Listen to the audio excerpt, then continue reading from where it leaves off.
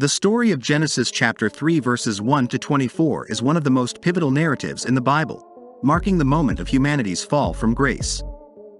This passage introduces us to the serpent, Eve, and Adam in the Garden of Eden, and it vividly portrays the first act of disobedience against God.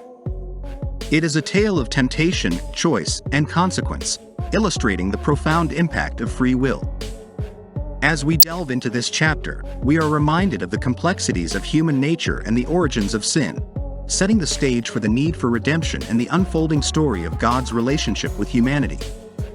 Now the serpent was the most cautious of all the wild animals of the field that Jehovah God had made. So it said to the woman, "Did God really say that you must not eat from every tree of the garden?" At this the woman said to the serpent, "We may eat of the fruit of the trees of the garden. But God has said about the fruit of the tree that is in the middle of the garden, 'You must not eat from it, no, you must not touch it, otherwise you will die.'" At this the serpent said to the woman, "You certainly will not die. For God knows that in the very day you eat from it, your eyes will be opened and you will be like God, knowing good and bad." Consequently, the woman saw that the tree was good for food and that it was something desirable to the eyes. Yes, the tree was pleasing to look at. So she began taking of its fruit and eating it.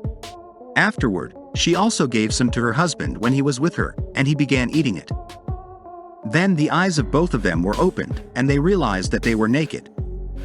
So they sewed fig leaves together and made loin coverings for themselves.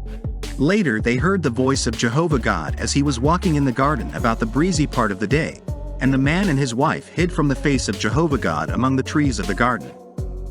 And Jehovah God kept calling to the man and saying to him, "Where are you?"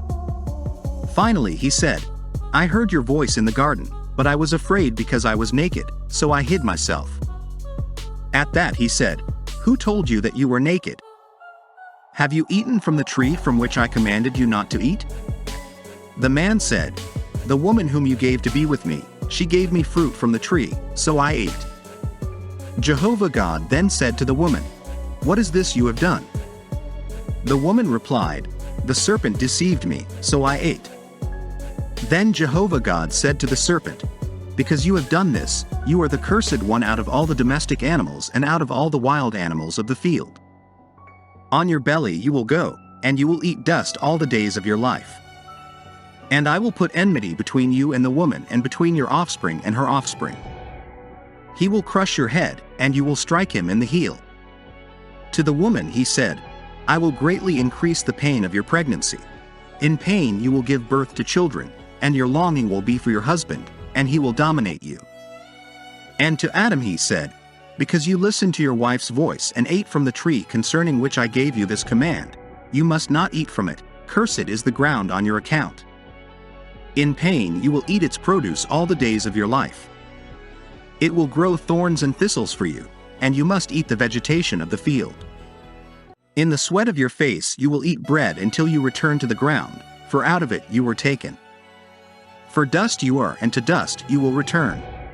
After this Adam named his wife Eve, because she was to become the mother of everyone living. And Jehovah God made long garments from skins for Adam and for his wife, to clothe them.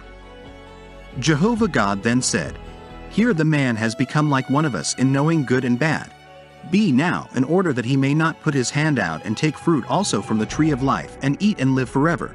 With that Jehovah God expelled him from the Garden of Eden to cultivate the ground from which he had been taken.